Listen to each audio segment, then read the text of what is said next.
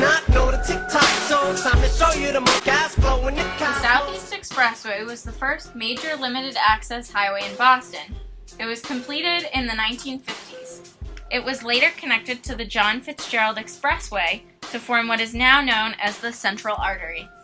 It was built to be incorporated into Interstate 93, which was a regional interstate.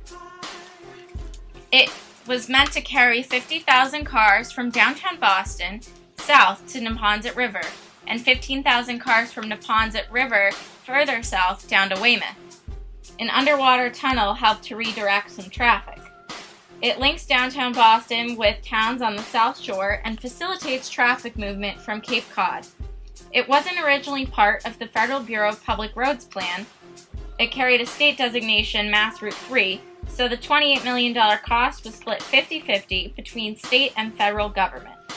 It opened to traffic officially on June 30th, 1959. Route 128 was originally called the Circumferential Highway until in 1948 it was renamed the Yankee Division Highway. The Federal Highway Act of 1944 enabled the federal government to pay for half of the new Massachusetts 128, while the state and local government paid for the rest. Originally, it was determined that 15,000 cars would use it per day by 1970, but by 1955 already 30,000 cars were traveling on Route 128 per day. In 1948, Gerald W. Blakely Jr., head of Industrial Development Division of Cabot, & Forbes, got hold of the Master Highway Plan document, and he realized that high-tech post-war industries would benefit from highway being close to MIT. During the 1950s, however, as the highway was being more developed, the suburban population quadrupled and doubled again in the 1960s. And Blakely was quoted in the Boston Globe as saying, "It was exciting to see that we took people out of the Somervilles, the Dorchesters, and the Chelseas into the suburbs, and their whole lifestyles changed. It was exciting to me that this was changing the face of Boston." So obviously, with the growing population, soon traffic became an issue because the highway was designed to withstand only 25,000 vehicles per day, and instead it was receiving triple and sometimes even quadruple that amount. And eventually more stretches, exits, and acceleration-deceleration lanes were built because of that. So the major effect of this is that the highway connected major companies and researchers not only to each other, but to Boston as well.